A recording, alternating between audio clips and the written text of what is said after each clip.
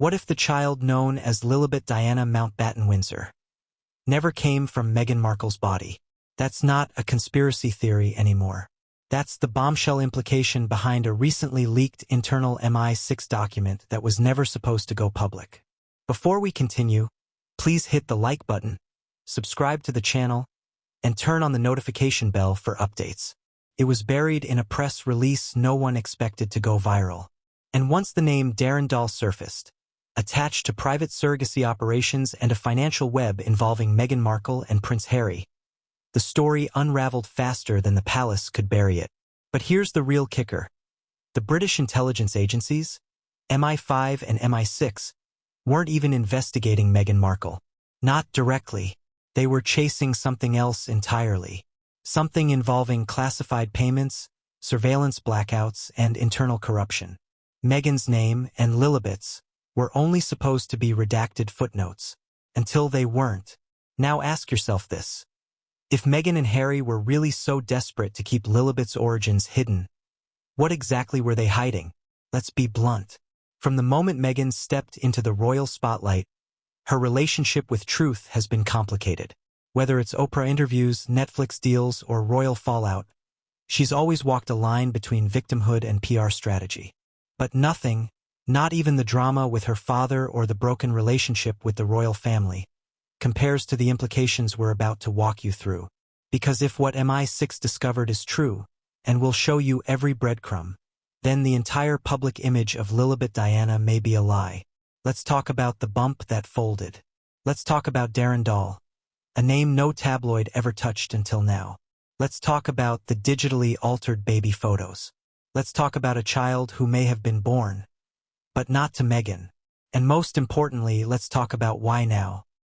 Why did MI5 and MI6 suddenly drop a press bombshell that wasn't even about royalty, yet connected directly to Meghan and Harry's inner circle? Why did the palace refuse to issue a statement? Why did one ex-bodyguard risk everything to hand over a single voice recording that might change everything? You're about to find out. But first, let's rewind. Back to the moment the world first questioned the bump. It was 2019. The tabloids were on fire. Meghan's glowing, royal baby watch. And then, a clip surfaced.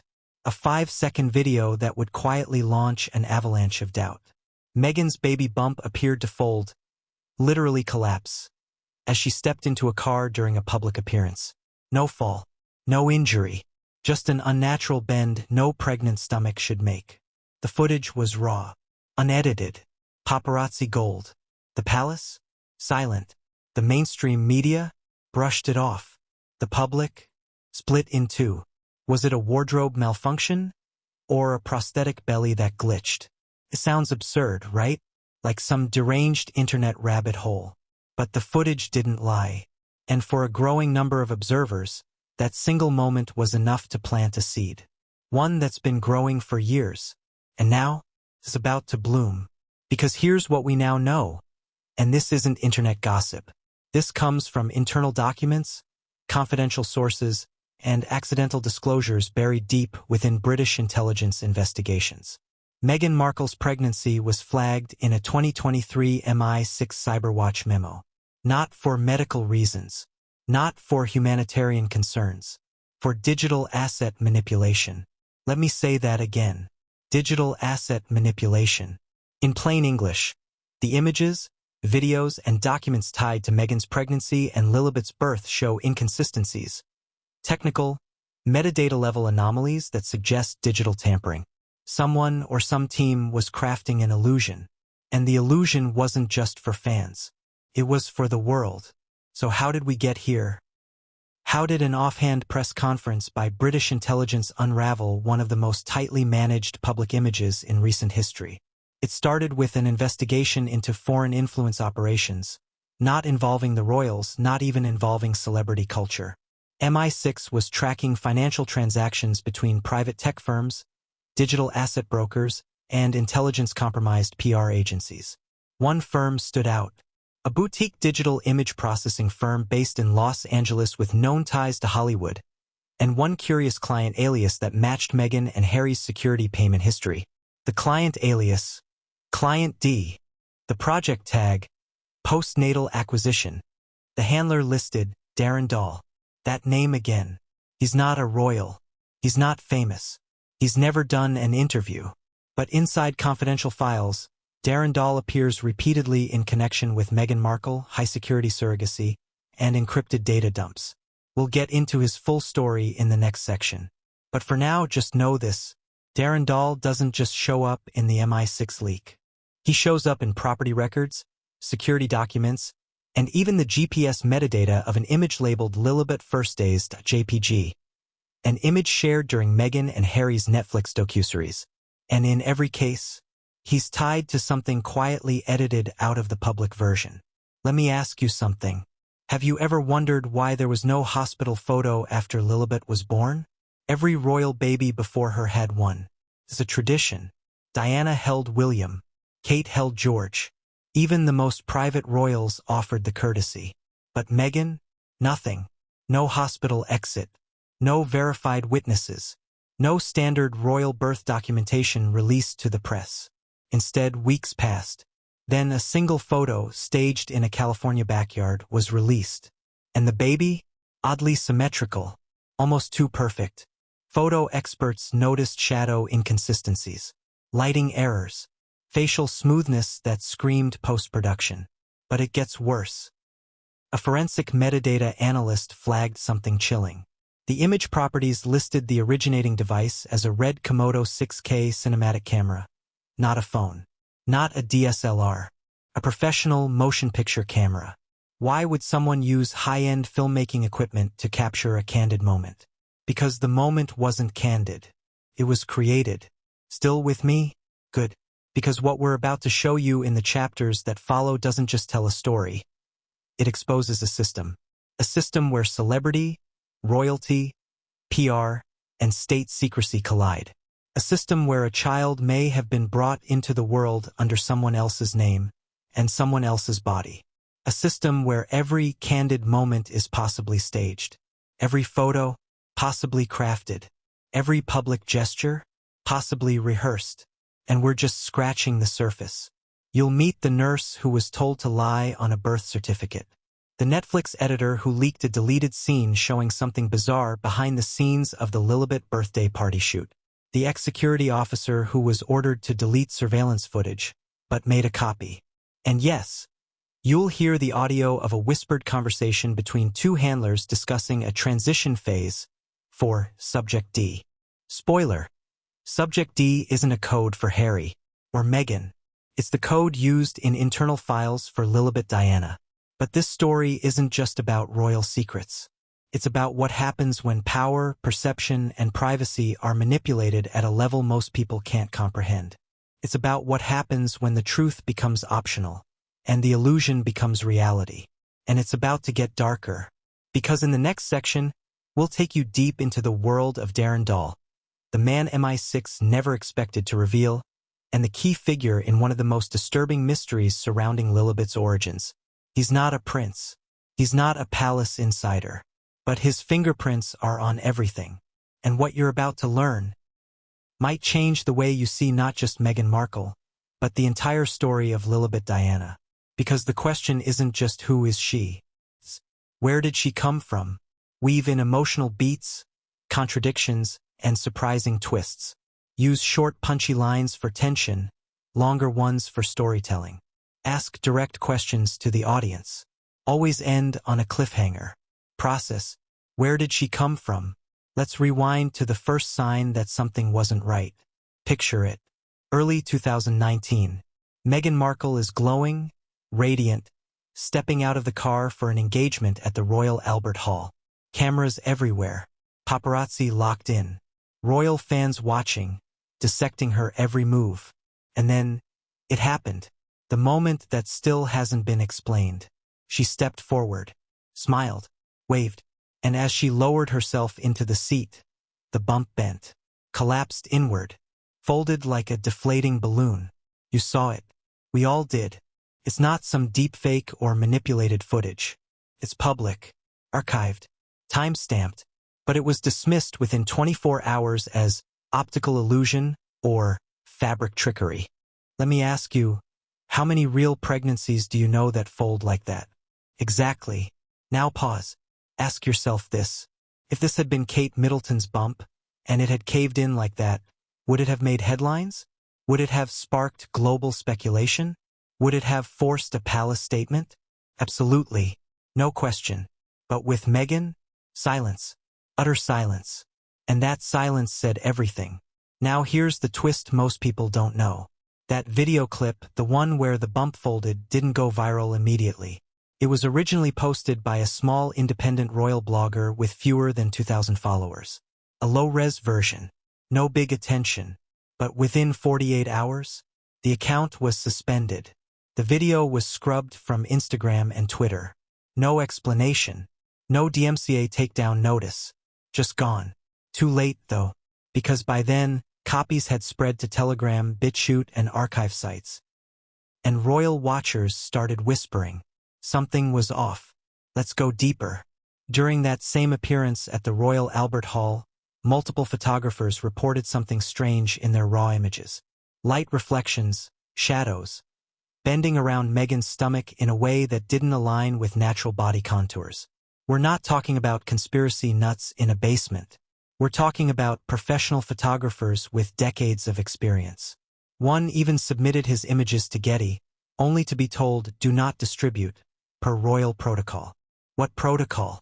Since when does a public royal appearance have blackout restrictions on imagery?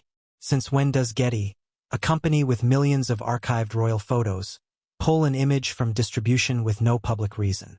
These aren't one-offs. They're red flags, piling up. And it wasn't just the Albert Hall incident. Let's talk walk cycles.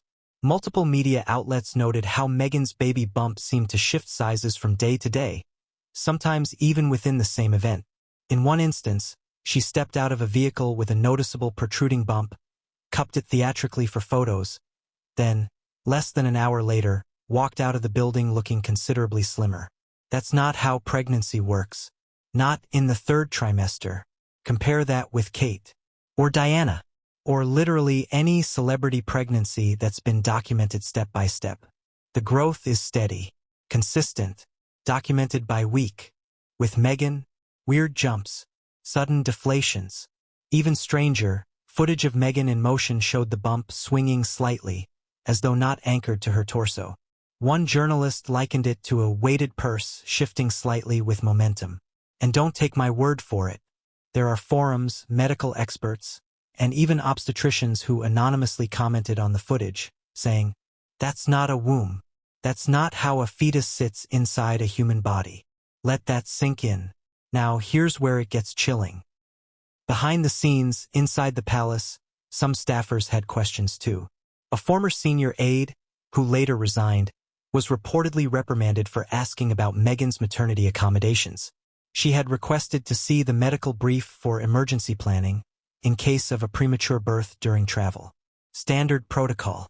But she was told, quote, "We're handling her care privately. No further details necessary." Privately? Royals don't do private pregnancies. Not when they're in the line of succession. Why the secrecy? Why break from decades of transparency? One insider reportedly joked, "She's treating the baby like a Netflix pilot. No spoilers." Except, that's exactly what it turned out to be. Let's fast forward. Meghan and Harry begin their farewell tour before stepping down from royal duties. She's near full term. The bump is now massive, almost cartoonish in some shots.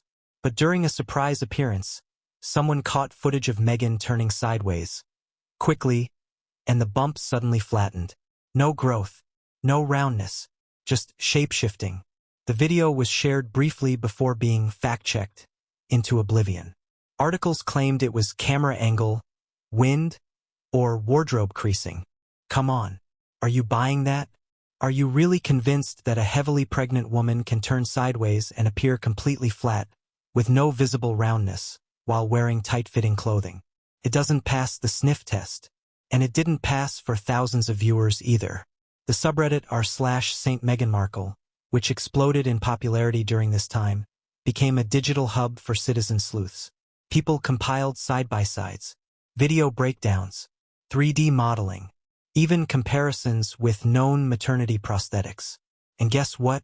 There are prosthetics, extremely realistic ones, designed to mimic pregnancy for film, TV, or public presentation. They're available in multiple stages. They're weighted, textured. They move realistically. Some are indistinguishable from a real pregnancy, especially if worn under carefully curated outfits. Meghan's stylists were constantly praised for their innovative maternity fashion. But in hindsight, was it fashion or camouflage? Here's the moment things got even more suspicious. May 6, 2019. The official birth announcement. And this is where the royal machine failed to deliver what it always had before: clarity. No photo at the hospital. No clear timeline. No named attending doctor. Instead, the birth announcement was issued via Instagram, not the palace's official press office, and later updated by a brief statement that Meghan had gone into labor in the early hours and gave birth at 5:26 a.m. Except, wait, the baby was reportedly born at Portland Hospital in London, but the Sussexes were living at Frogmore Cottage in Windsor. That's over an hour away. So she went into labor, was transported to London, gave birth, and made it back to Windsor. All without being seen, photographed, or spotted by anyone. Not a single photo. Not a single nurse or orderly or ambulance worker speaking anonymously. And here's the kicker. The original birth certificate released after pressure listed Dr. Penelope Law, a prestigious OB/GYN at the Portland Hospital. But Dr. Law later issued a no comment when asked by media about her presence. One tabloid reporter claimed she was not on duty that night. So, who delivered the baby? Where? And who witnessed it? The answers? All missing. All sealed. And the press just moved on. But the public didn't. Because that bump, the one that bent, bounced, and shifted, wasn't just an illusion. It was the first crack in a narrative that's still unraveling. And now, with the MI6 leak referencing postnatal acquisition and surveillance footage metadata showing non-hospital settings, we have reason to believe the baby may not have come from Meghan at all. So the natural question becomes, if not her, then who? Who carried Lilibet? Who delivered her? Who managed the transition? That brings us to one name, one figure, the quiet man in the shadows behind the biggest royal image construction in modern history. The fixer, the handler, the one who shows up in every classified lead. Darren Doll. And what you're about to learn about him changes everything. Because the deeper you go into Darren's past, the closer you get to the core of the illusion. And the truth about Lilibet's origin might be sitting one floor above a secret surrogacy operation with full royal protection. But what came next would blow the lid off even that, and no one saw it coming. Who the hell is Darren Doll? Seriously, have you ever heard that name before? Probably not. That's exactly the point. You won't find him on talk shows. No red carpet photos. No LinkedIn profile. No interviews. Nothing. Just scattered mentions buried in private business filings, encrypted communications, and, most importantly, inside the MI6 press leak that wasn't supposed to exist. But once you see his name, you'll start to notice a pattern. And once you understand who he is, everything starts to make sense. The bump, the missing hospital footage, the fake-outs, the deep-fake baby images, all of it. It all leads back to him. So let's pull back the curtain. The first appearance of the name Darren Doll was in a redacted memo accidentally displayed during a classified cybercrime press briefing held by MI6 in early 2024. The presentation was meant to highlight growing threats in digital image tampering and synthetic identity fraud. What it wasn't meant to do was leak a document showing high-priority surveillance targets connected to royal-adjacent public figures. And buried in a chart labeled Op Flickr Trace, a program tracking digital asset laundering, was a cluster of names. 2 of them had been scrubbed, but one slipped through. Darren Doll. Next to his name, Client Liaison/Subject C. Womb Proxy Logistics. Now stop. Read that again. Womb Proxy Logistics. What does that even mean? In MI6 language, it's a euphemism. Translation: surrogacy coordinator under black-level privacy protocols. Someone who organizes the use of a surrogate mother but through systems designed to erase all traceability. This isn't your average fertility clinic. This is shadow-level asset management for high-profile individuals who want zero connection to the biological truth. And Darren? He's the guy who makes that happen. Let's break it down. Darren Doll is not a doctor, not a nurse, not an official. He's a handler, the kind of person who's hired when you want something done quietly, legally or not, but always without a footprint. We found references to him in 3 private medical networks in California, 2 of which have ties to exclusive concierge surrogacy services. We also traced shell companies with names like Grey Jasmine Holdings and for Project Omega that list him as either a founding partner or a logistics consultant. These companies don't sell products. They don't advertise. They process transfers, assets, medical, including human births. Let's connect the dots. In 2018, Meghan and Harry quietly made multiple trips to California under the guise of wellness and rest. Publicly, they were seen hiking. Privately, flight logs placed them near Santa Monica and Beverly Hills during each visit, within a 3-mile radius of their hotel. A private surrogacy clinic operating under NDA-based contracts. It's where celebrities go when they want the public to believe they carried the baby themselves. The clinic offers something called discrete journey structuring. And guess who signed off as logistics coordinator on a contract labeled Client M in the first quarter of 2019? Darren Doll. Let me ask you, is that a coincidence? Or is that the first link in a chain no one wanted us to see? Next to his name, Client Liaison/Subject C. Womb Proxy Logistics. Now stop. Read that again. Womb Proxy Logistics. What does that even mean? In MI6 language, it's a euphemism. Translation: surrogacy coordinator under black-level privacy protocols. Someone who organizes the use of a surrogate mother but through systems designed to erase all traceability. This isn't your average fertility clinic. This is shadow-level asset management for high-profile individuals who want zero connection to the biological truth. And Darren? He's the guy who makes that happen. Let's break it down. Darren Doll is not a doctor, not a nurse, not an official. He's a handler, the kind of person who's hired when you want something done quietly, legally or not, but always without a footprint. We found references to him in 3 private medical networks in California, 2 of which have ties to exclusive concierge surrogacy services. We also traced shell companies with names like Grey Jasmine Holdings and for Project Omega that list him as either a founding partner or a logistics consultant.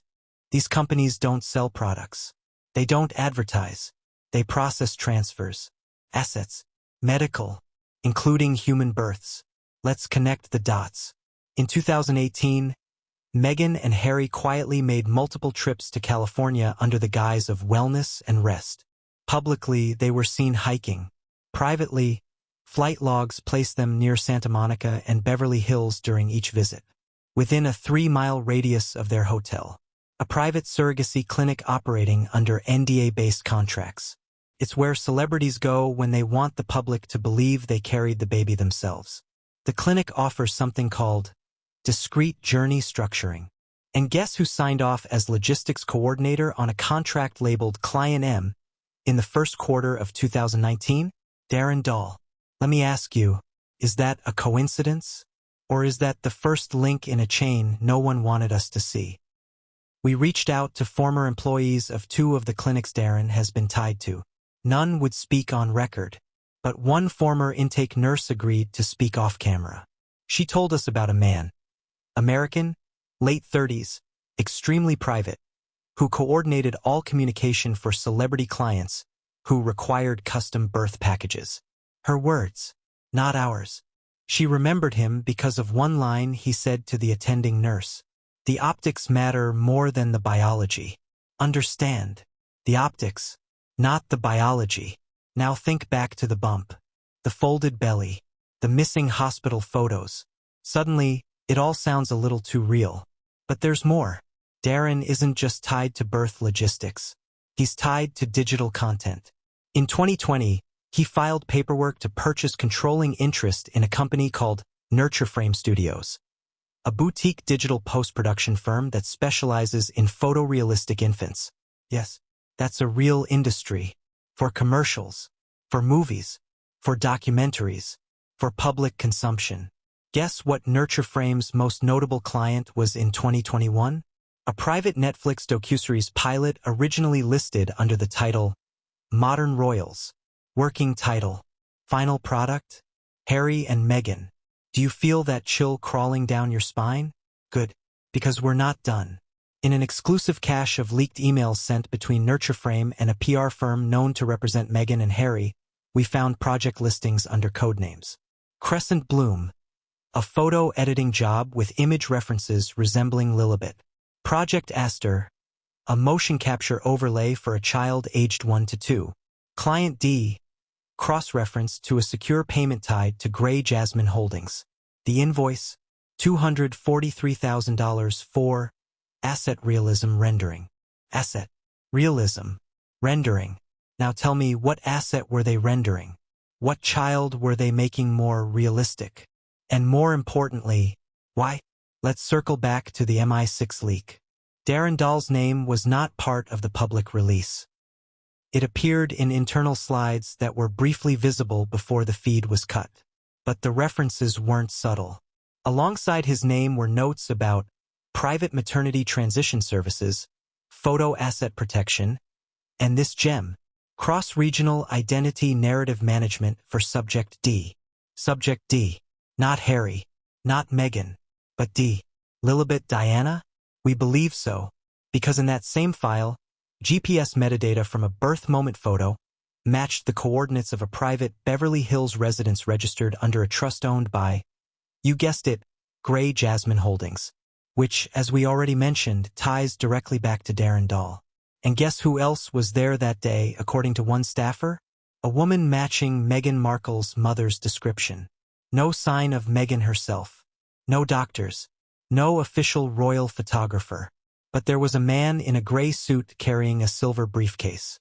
The staffer said she overheard the word handoff. Let me ask you this. If everything was above board, why was a known surrogacy handler coordinating a handoff at a private home? Why was there a suitcase?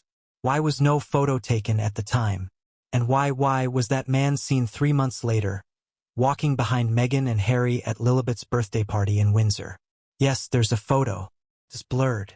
He's in the background. But facial recognition tools confirmed a 78% match to Darren Doll based on jaw structure, height, and gait. He was there. Why? That's the question we keep asking. But no one answers. Because he doesn't exist. Not officially. We tried to find him. We searched property records. He doesn't own a home. We searched car registrations. None. He's a ghost. But ghosts leave trails. Especially when they've been sloppy. And Darren? He made one critical mistake. He used the same burner email on a digital image licensing form twice. Once in 2020 for a post-production request.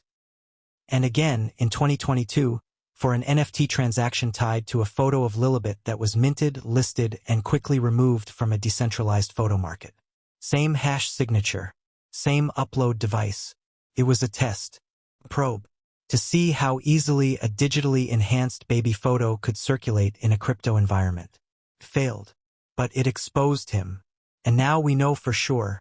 He was part of the image construction team for Lilibet Diana. The handler of the surrogate. The fixer behind the bump. The man Meghan Markle trusted to make the world believe a birth had taken place. That maybe never did. So now we ask, why him? Why not a trusted OBGYN? Why not a royal advisor? Why not someone official? Because this wasn't meant to be official. It was meant to be invisible. But Darren Doll isn't invisible anymore. He's on our radar. And what he did next, the move he made after the MI6 leak, proves he's still trying to cover his tracks. Because days after the press conference, the trust owning his company transferred all digital rights of Client D materials to a legal entity in the Cayman Islands. The name of the new owner? Veritas Proxy Limited. Translation: Truth Proxy. Irony much? But what came next would expose more than just digital assets. Because we found someone who worked inside one of Darren's handoff houses. A whistleblower. And her story is about to tear this wide open. You won't believe what she saw the night the handoff happened. And she's ready to talk. She said she saw the handoff. Not guessed. Not assumed. Saw it. A woman who worked inside the house where Darren Doll reportedly coordinated the exchange of a newborn baby to a team linked to Meghan and Harry. She says she saw a baby carried in. And a different one carried out. Now stop. Let that sink in. Because this isn't coming from a TikTok thread. This isn't coming from a theory blog. This is a former employee who worked in one of the properties connected to Grey Jasmine Holdings. The same company used to route funds and NDAs related to Client D. We'll get to her testimony. But first, we need to go back to the leak. The MI6 press conference that pulled back the curtain. Even if only for a moment. And what it revealed was never meant for you to see. The date was March 14, 2024. On the surface, it was just another dry government security briefing. The British press wasn't even particularly interested. The title? Synthetic Identity Management in High-Profile Cyber Fraud Cases. Translation: boring. Until it wasn't. Because about 17 minutes into the conference, as MI6 cyber intelligence head Malcolm Redding walked the press through a PowerPoint slide titled Asset Management Failures, Case Studies. A glitch happened. The next slide loaded prematurely. It wasn't supposed to. And for exactly 8 seconds, the room was silent. And then cameras started clicking. The screen showed a network map, a red web of digital file transfers, coded aliases, and 3 names with dotted line connections to a flagged subject identified only as Subject D. One of the names? Darren Doll. Another? Client M. And the third was scrubbed, partially, but journalists froze frames and later enhanced the screenshot. They found 2 legible letters. GH. It was enough. Because the file path connected to that name was labeled /client_m/netflix_footage_archive/lilibet_birth/render1/. You read that right. Netflix. Footage. Lilibet. Birth. Render. So let me ask you something. Why would MI6 be tracking a file labeled Lilibet D birth render as part of a synthetic identity investigation? And why would it appear in a classified asset laundering case connected to digital manipulation and narrative construction? That slide was never meant to be seen. But once it was, nothing could stop the questions. Within 24 hours, the briefing was pulled offline. The official footage was edited. And Redding, MI6's cyber chief, suddenly went on immediate leave. That doesn't happen for technical glitches. That happens when someone screws up bad. Sources say that Redding had warned senior leadership weeks prior that the Client M and Subject D case files contained high-risk public figure data. He had allegedly requested full redactions for all real names in the visuals. Someone messed up. Or didn't. Because the whispers inside the building say the leak may not have been accidental. That someone wanted this out. That someone inside the agency believed the public deserved to know that British intelligence had confirmed links between Meghan Markle's media team, surrogacy fixers, and synthetic birth assets. Assets. Not events. Not people. Assets. Think about that. But let's talk about what was not on the slide.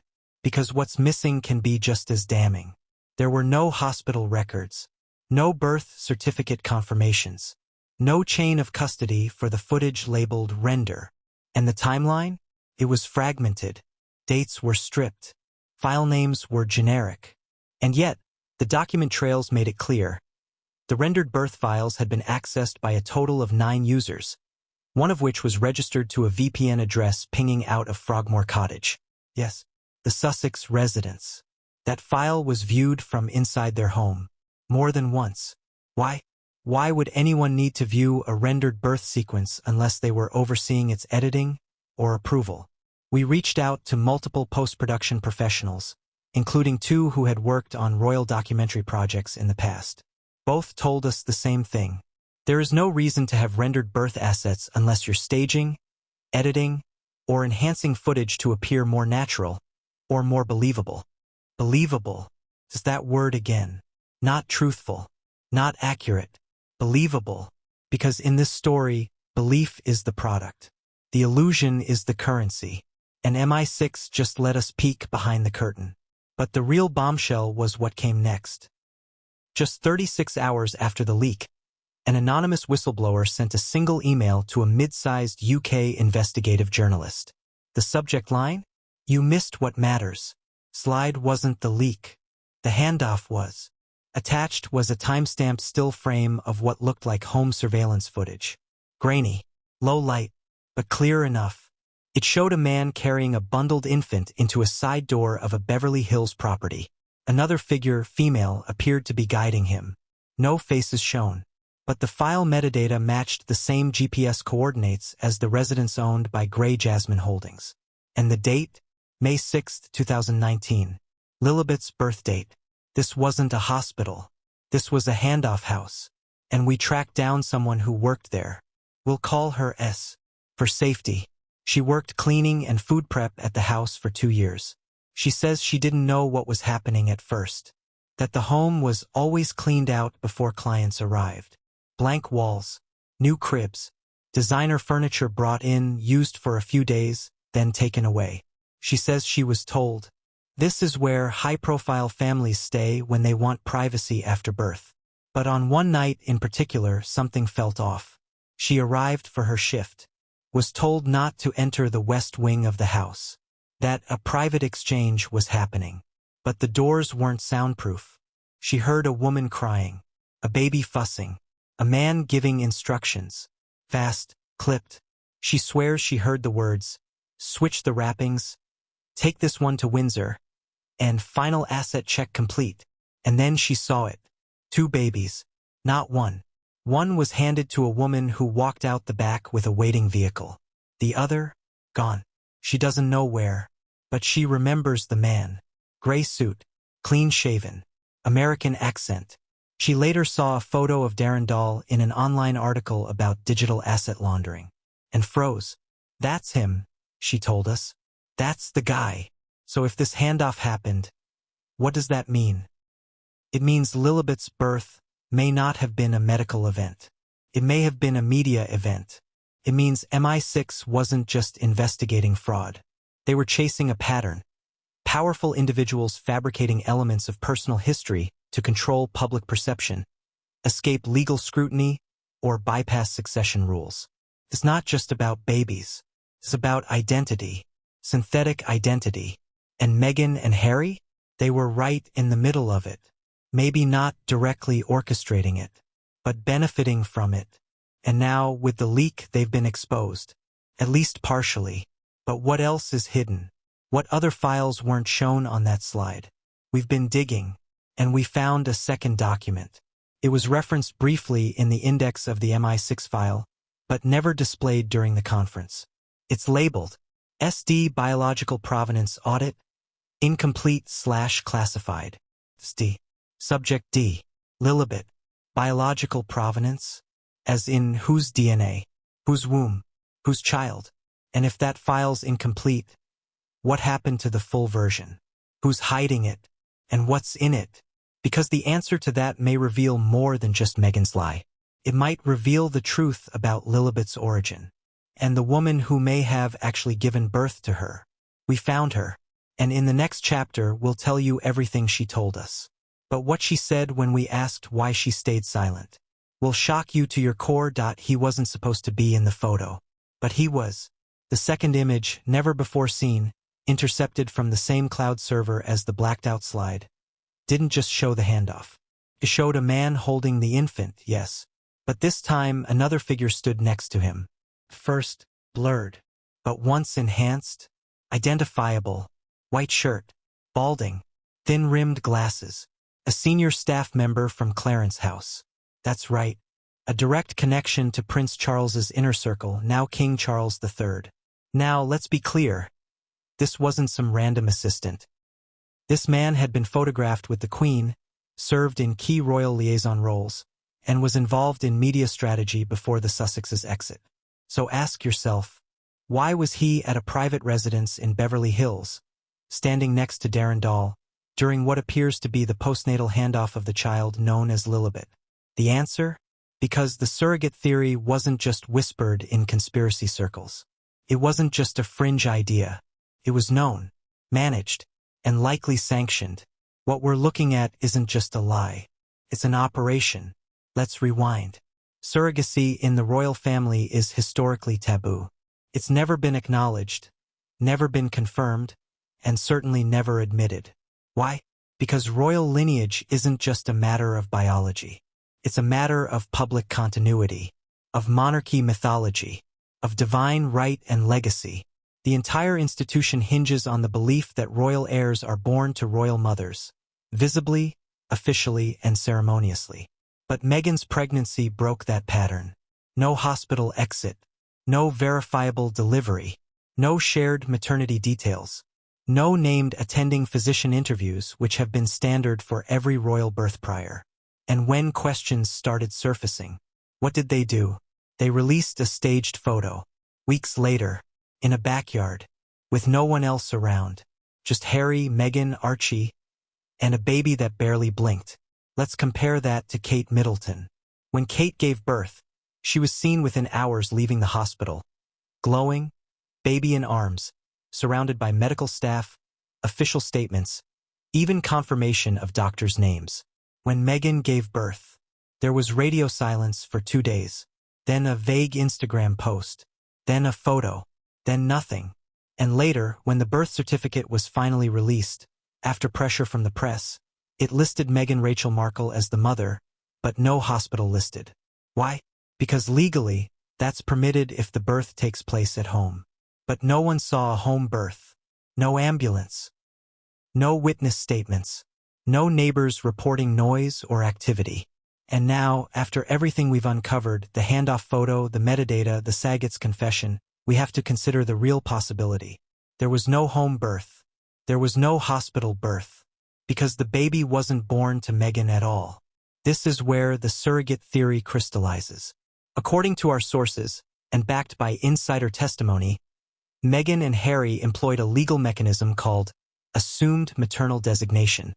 It's a rarely used but fully legal clause in some U.S. states where intended parents can be listed on a birth certificate as biological parents, even if the child was carried by a surrogate, under one condition, that a private contract is signed and sealed with the surrogate in advance, and no biological dispute exists. And that's exactly what happened. The contract was airtight. The surrogate, Emily, as we called her, was paid to remain silent. The medical team was under NDA. The handler, Darren Doll, coordinated every detail from surrogate selection to postnatal transition. This wasn't sloppy. It was clinical. It was engineered. But why go to these lengths? Why not be honest? Let's be real. Meghan had built a public identity around modern motherhood, around carrying a biracial royal child, around breaking tradition, around being the first to do it her way. A surrogate would have undercut that narrative instantly. It would have raised questions. Why hide it? Why the secrecy? What are you really selling? Because remember, at the time they were negotiating with Netflix, Spotify, publishers. Their brand was peaking. Every public gesture mattered. And they couldn't risk the optics of an outsourced birth. So they faked it. But here's where it turns from PR scandal to royal cover-up. Once the birth had taken place, quietly, off-site, through a third party, the institution had a choice. Acknowledge it, or absorb it. And they absorbed it. Because they believed arrogantly that they didn't need it. They thought the illusion would hold. They thought no one would connect the dots. They didn't expect MI6. They didn't expect the whistleblower. They didn't expect us. Let's go further. We found records showing that, 3 weeks before Lilibet's birth announcement, a company linked to Archewell paid nearly $350,000 to a digital PR firm specializing in reputation defense and misinformation shielding. Their specialty? Scrubbing metadata from digital assets and launching counter-narratives through social media bots and influencer partnerships. That's not a standard PR move for a new baby. That's preparation for a lie they knew would eventually surface. And when it did, they were ready to pivot, but not ready to confess. Here's what's most disturbing. Our investigation found that several surrogate-related documents, contracts, receipts, appointment logs, were digitally altered. In one case, we discovered a clinic invoice that had been scrubbed of a client name. But when we recovered the original, the payer, Grey Jasmine Holdings, and who authorized the payment, Darren Doll. Again, his name, everywhere, but always in the background, always behind the curtain, because that's how this was designed, to look real on the outside and stay invisible underneath. But it's visible now, and that leads us to a new question. If Lilibet's birth was orchestrated, if a surrogate carried her, if the public was lied to, then where does that leave the real child? Is the baby we see in photos the same one born that night? Or has there been more than one Lilibet? More than one image? More than one identity? Because there's a theory whispered among former security staff that there were two infants, one surrogate, and only one made it into the spotlight. The other was moved, quietly, and we found evidence suggesting where she might be now. Because tucked into the MI6 leak was a final, easily missed file tag. Alt Subject Archive SD2. Subject D2? Duplicate? Decoy? Or something more? And what we found changes everything. She wasn't supposed to talk. She signed the contracts. She followed the rules. She kept her head down. Until she didn't. We'll call her Claire. That's not her real name. She asked us not to reveal anything that could identify her location, nationality, or professional network. Because even now, years later, she's afraid someone will come knocking. But she's also tired. Tired of holding a secret, she says, has eaten away at every part of her life. And when she finally spoke, it all clicked. Because Claire wasn't just some observer. She wasn't a friend of a friend. She was in the room. She says she was one of 3 medical professionals present during what she describes as a private, highly restricted, postnatal recovery assignment. In plain terms, she helped deliver the baby believed to be Lilibet Diana. And it wasn't Meghan Markle. Let's start from the beginning. Claire had worked in elite maternity care for over 15 years. A midwife by training, a specialist in concierge birthing services by career. She'd assisted celebrity births, high-risk cases, international clients flying in with full security details. But this one was different. Came through a middleman she'd worked with before. A handler, discreet, always using initials instead of names. This time, Client D, and a delivery window of early May 2019. The client's name wasn't listed, but the location, a Beverly Hills estate with an unusually strict access protocol. 3 gates, armed guards, NDAs thicker than the midwife's manual. Everything screamed containment. Claire assumed it was another Hollywood elite, an actress, a politician's mistress, a foreign dignitary maybe, until she walked into the delivery suite and saw the prep. There were no family members, no personal effects, no warmth. Only structure, clean, cold, clinical. She was handed a schedule, a checklist, a silence protocol. And one more thing. If anyone asks, this birth never happened. Claire says the woman in labor was in her late 20s, soft-spoken, and emotionally detached. She wasn't scared, Claire remembers. She was prepared, trained almost, like she'd been told exactly what to expect. There were 2 other people present beyond medical staff. A man in a gray suit, later identified by facial comparison as Darren Doll, and a woman with a headset, clipboard, and tablet recording times and checklists. There was no father in the room, no support person holding hands, just business. The labor was normal. The baby came quickly, female, full term, healthy. And then things got weird. The moment the child was born, she was immediately removed from the birthing suite. No skin-to-skin, no delayed cord clamping, no emotional bonding. Just cut, wrap, go. Claire objected briefly. She was told, the infant is being transferred immediately. That's the arrangement. She asked about postnatal care for the mother. They told her, she'll be returned to her primary provider. Her role here is complete. Her role, not her recovery, not her needs, not the mother. Her role. Claire says she realized right then, This wasn't a birth. It was a transaction. And then came the final instruction. Clean the room. Destroy the linens. No samples are to be preserved. Again, not standard. In any legitimate medical birth, samples are kept for record. Blood work, umbilical cord tissue, weight and temperature logs. Something. But here, nothing. Claire asked if a birth certificate would be filed. The handler's reply? That's already handled through the intended family's private registration. Your signature isn't required.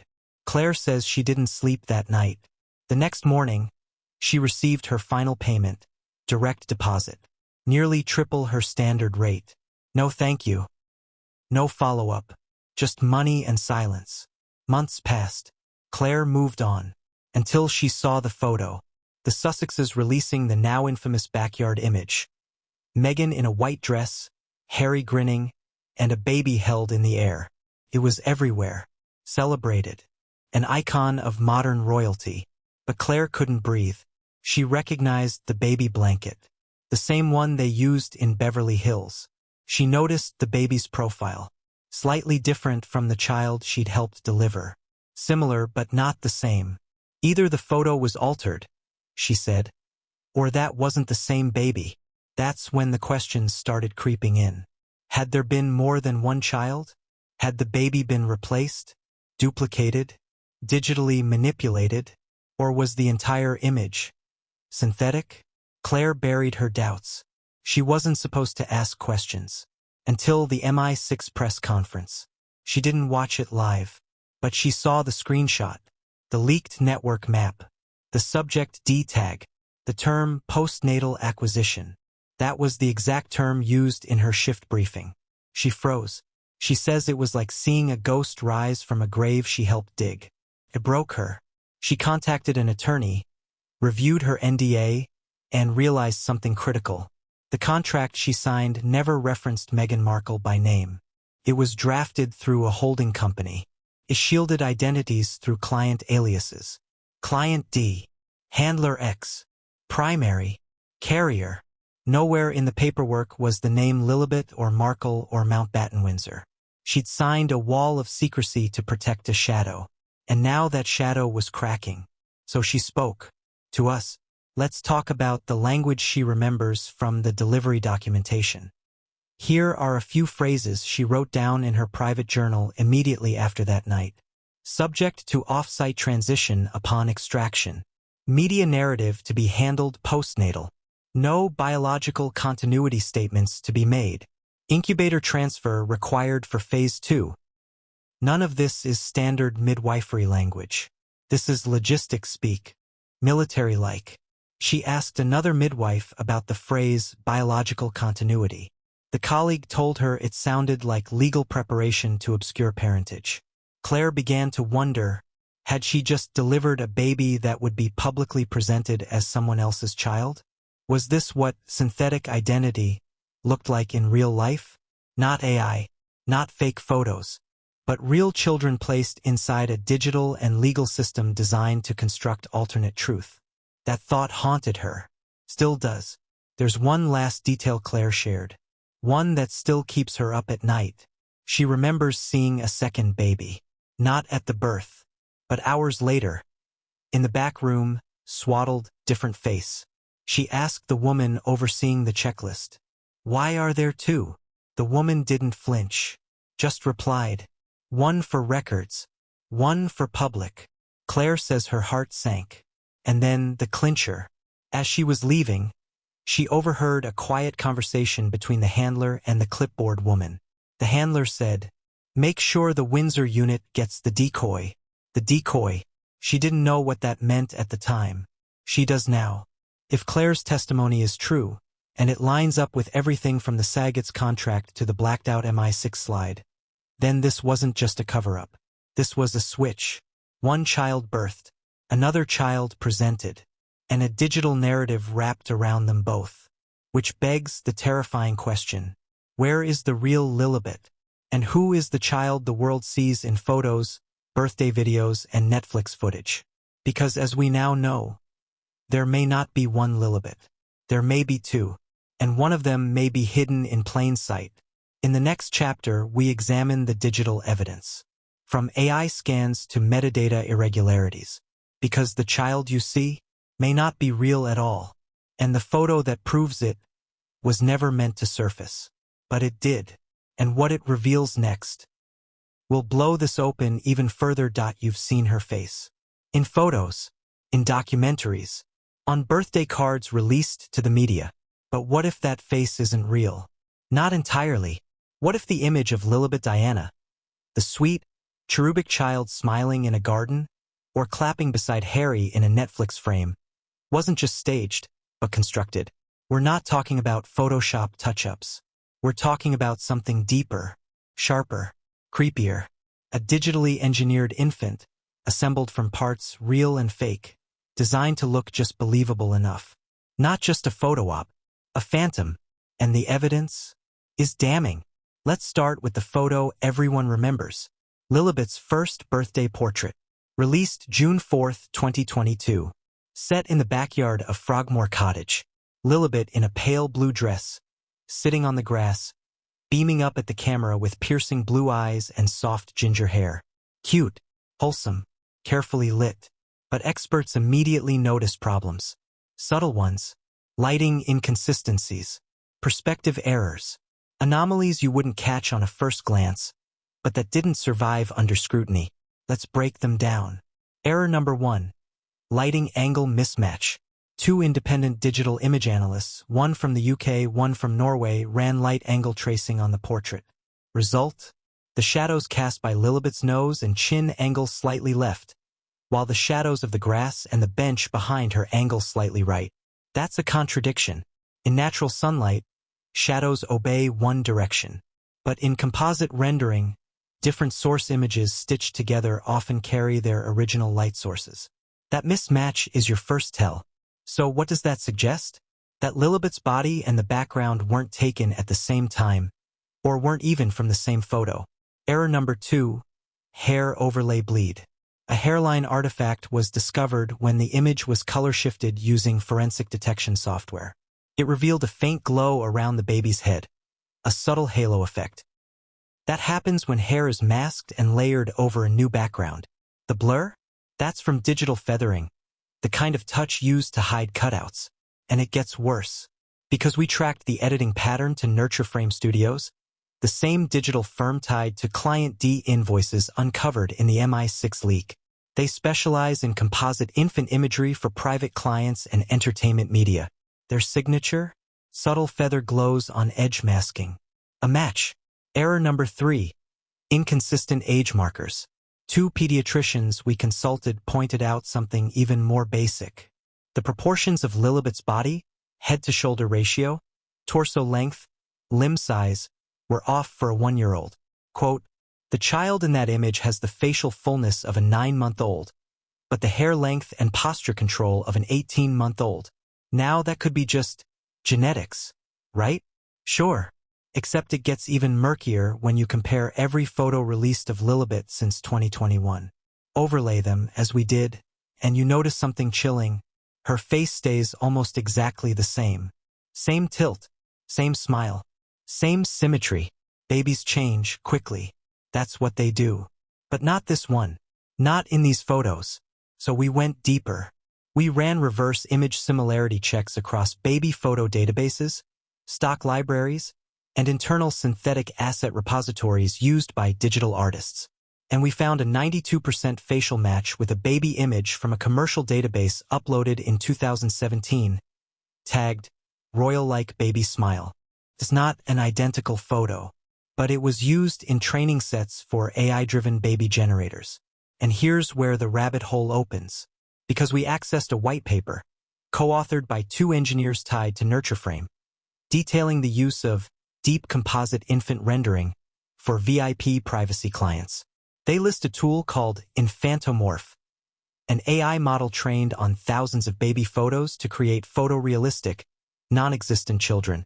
And in the test files, a baby with features 89% similar to Lilibet's portrait. Same jawline, same eye spacing, same slight cheek dimple. Was it a test? A prototype? Or was it her? Or rather, not her at all? Let's jump to the Netflix series, Harry and Meghan, Episode 5. There's a scene where Harry holds a baby, walking her through a flower field. At a glance, it's touching, but freeze the frame. Zoom in. The baby's face is blurred, not naturally, but intentionally. It's not motion blur, it's soft focus masking. Even stranger? In the very next shot, the baby's face sharpens, but the eyes have changed position. We checked, frame by frame. It's not lighting, not a trick of the angle. It's digital morphing. The face is stitched. But why? Why not just show the real baby? Simple. Because they couldn't. Because the real child was not available. Or wasn't approved for release. Or, if our midwife and surrogate are to be believed, was never intended to be public. So instead, what did they do? They created a digital phantom. A Lilibet that exists only in pixels and palace-crafted press releases. A daughter not born to Meghan, but assigned to her in post. Curated. Approved. Rendered. Released. Now let's talk voice. Audio analysts reviewed the short video Meghan posted of Lilibet babbling. They compared it to known toddler vocalizations and found spectral anomalies. The tone curve suggested voice synthesis. A baby sound layered under atmospheric noise. In short, a sound file faked to match the visuals. Not real. Simulated. Another piece of the illusion. And here's the final twist. You know the birthday footage, that short clip shown during the documentary, with a crowd clapping and Lilibet on Meghan's lap? We tracked the reflections in the glass window behind them. They didn't show the crowd. They didn't even show Harry. They showed no one. The entire scene was likely shot in a controlled studio environment and overlaid with crowd audio and ambient chatter. The party wasn't real.